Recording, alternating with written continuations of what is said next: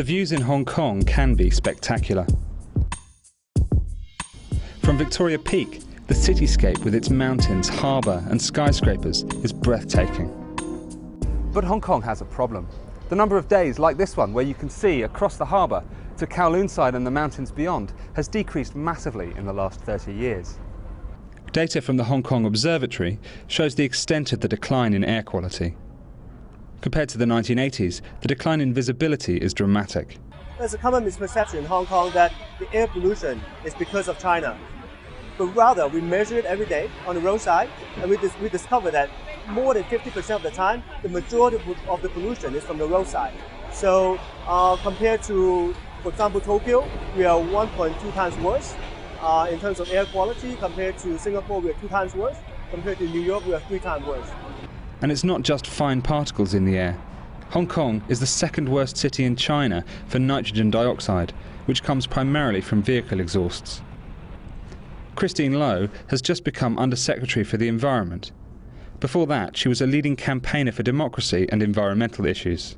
Well, I mean, Hong Kong is a very dense place, so we have very high population in a fairly narrow space, plus we have a city morphology where we have a lot of tall buildings and narrow roads. So it creates a sort of trapping effect. So particularly on roads, which is very busy with a lot of cars, with a lot of other quite polluting old vehicles, that's why we need to clean up the streets. For local residents, a big government effort to improve the air quality and living environment would be a welcome relief. But for expatriates who have few ties to the city, there is another option: leave. Just the other day, I was speaking to a very senior banker who told me that he had a problem retaining one of his international manager at a very high level because the child was developing asthmatic symptoms. So I think this is real. It is our responsibility to clean up, not just for our visitors and temporary workers, but of course, first of all, for the people of Hong Kong.